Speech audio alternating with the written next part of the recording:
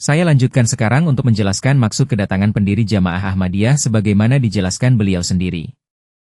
Beliau bersabda, "Tugas yang untuknya Allah telah menunjukku adalah bahwa, dengan melenyapkan rintangan-rintangan yang telah terbentuk antara manusia dan penciptanya, aku akan menanamkan kembali dalam hati umat manusia kecintaan dan pengabdian kepada Allah, dan dengan mengungkap kebenaran, akan mengakhiri semua peperangan dan perselisihan agama, dan dengan demikian meletakkan dasar perdamaian abadi, dan akan mengenalkan manusia dengan kebenaran-kebenaran rohani yang sudah ia lupakan, dan akan menunjukkan kepada dunia kehidupan rohani sejati yang telah terganti oleh nafsu-nafsu duniawi, dan dalam kehidupanku sendiri akan memperlihatkan kekuasaan-kekuasaan ilahi yang dengannya manusia telah dianugerahi, namun yang dapat diwujudkan hanya melalui doa dan ibadah.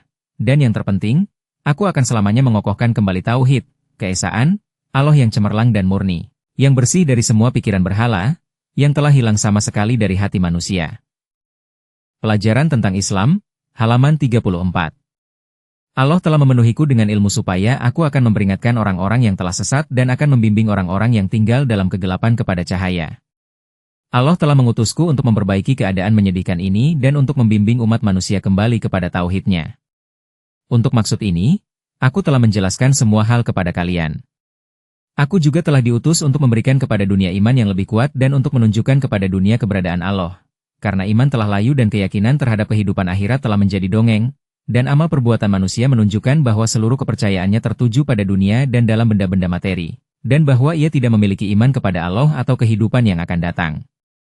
Manusia berbicara tentang Tuhan dan tentang kerohanian, tetapi hati mereka penuh dengan kecintaan terhadap dunia ini.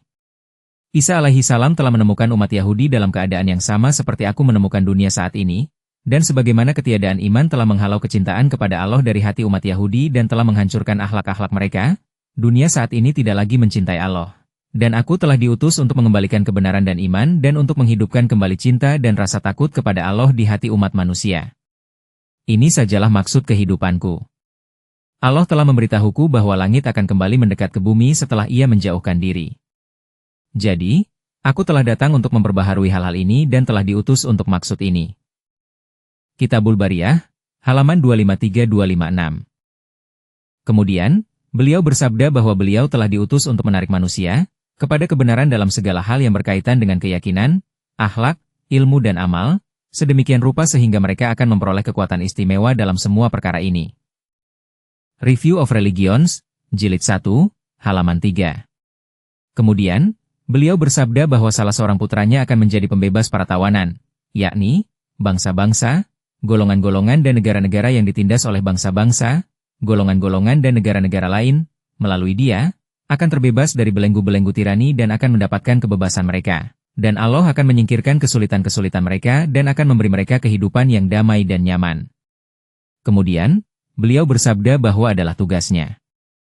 Pertama, untuk menunjukkan kebenaran Islam kepada semua bangsa. Kedua, untuk menyajikan kepada dunia ajaran-ajaran Islam yang sejati, yang penuh dengan kebenaran dan kerohanian, bebas dari segala penafsiran palsu. Dan ketiga, untuk melimpahkan cahaya iman pada semua orang yang, dari antara bangsa-bangsa di bumi, akan bersemangat dalam pencarian cahaya iman itu.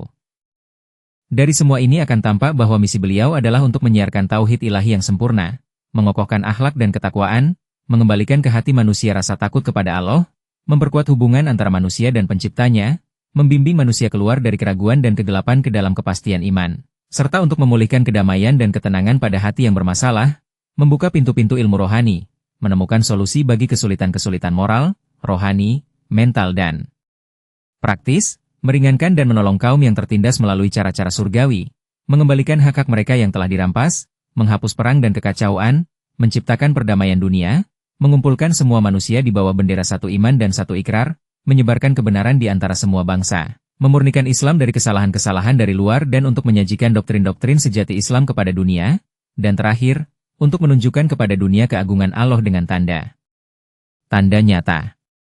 Sebuah misi yang benar-benar indah dan tujuan yang agung. Tetapi pernahkah ada pendakwa mengatakan hal yang berbeda dari ini? Setiap mereka pastilah menyatakan ke hadapan dunia tujuan-tujuan yang sama agungnya, karena tak seorang pun akan memerhatikan pernyataan-pernyataan yang biasa-biasa saja. Maklumat-maklumat yang demikian indah dianggap lebih diperlukan di zaman sekarang ketika setiap hal bergantung pada siar dan iklan. Oleh karena itu, seandainya dakwah pendiri Jamaah Ahmadiyah telah didukung semata-mata oleh maklumat-maklumat semacam itu tentu tidak akan layak mendapat perhatian khusus, dan tidak akan berhak unggul di atas dakwah-dakwah orang lain. Tapi, seperti yang saya akan tunjukkan, beliau telah meninggalkan bagi kita seperangkat petunjuk atau ajaran dan aturan-aturan perilaku yang begitu lengkap, sehingga semua orang yang berakal akan mengakui bahwa, dengan mengamalkannya, tujuan-tujuan kedatangan beliau, seperti dinyatakan di atas, dapat dengan mudah dan sepenuhnya dicapai. Namun, satu pertanyaan muncul di sini, dan meskipun ini tidak mudah dipahami, adalah mustahil, tanpa memahaminya, untuk sampai pada kesadaran penuh tentang makna sebenarnya dari Jamaah Ahmadiyah. Pertanyaannya ini. Mengingat pendiri Jamaah menyebut diri seorang Muslim dan salah seorang pengikut Nabi Muhammad SAW, dan menegaskan bahwa misinya adalah untuk menyebarkan ajaran-ajaran sejati Al-Quran Suci, apa arti khusus yang dimiliki Jamaah Ahmadiyah? Bukankah pendiri Jamaah, dalam hal itu, sekedar dokter atau sufi, dan Jamaah, yang sendirinya sebuah gerakan intelektual belaka, tidak memiliki arti khusus? Namun, ini jauh dari kebenaran. Dan berpikir demikian akan berarti sama sekali menyalah mengertikan lingkup dan arti penting Jamaah Ahmadiyah.